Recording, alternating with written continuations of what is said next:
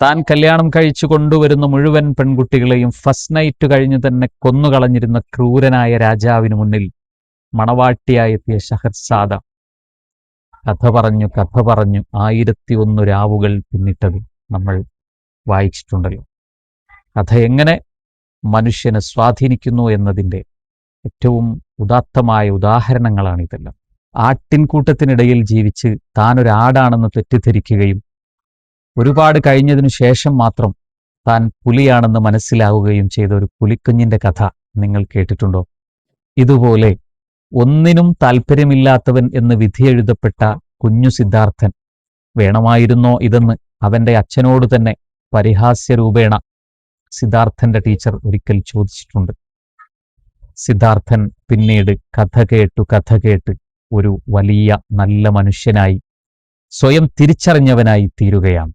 അങ്ങനെയുള്ളൊരു കഥയാണ് കൽപ്പറ്റ നാരായണൻ മാഷിന്റെ എന്താ കഥ എന്ന ഈ പുസ്തകത്തിൽ പറയുന്നത്. കുട്ടികൾക്ക് വേണ്ടി കഥ പറയുകയാണ് നാരായണൻ മാഷ്. കുട്ടികൾക്ക് വേണ്ടി മാത്രമല്ല, മുതിർന്നവരിലെ കുട്ടികൾക്ക് വേണ്ടിയും. നമ്മളിപ്പോൾ കുട്ടികൾക്ക് കഥ പറഞ്ഞു കൊടുക്കാറുണ്ടോ?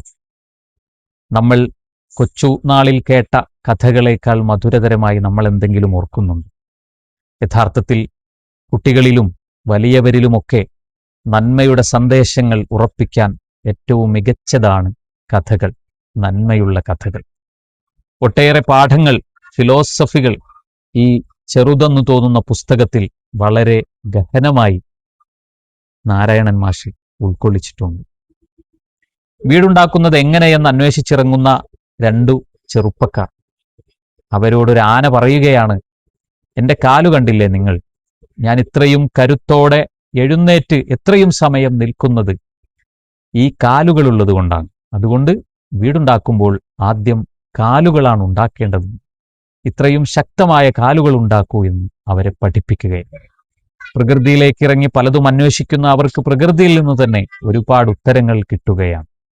മനുഷ്യനുമായി ബന്ധപ്പെട്ട്, പ്രകൃതിയുമായി ബന്ധപ്പെട്ട്, മനുഷ്യന്റെ പെരുമാറ്റവും ജീവിതവുമൊക്കെയായി ബന്ധപ്പെട്ട് നിരവധി ഫിലോസഫികളാണ് ഈ പുസ്തകത്തിൽ കുഞ്ഞുങ്ങൾക്ക് വേണ്ടി, മുതിർന്നവരിലെ കുട്ടികൾക്ക് വേണ്ടി നാരായണൻ മാഷ് അവതരിപ്പിച്ചിരിക്കുന്നത്.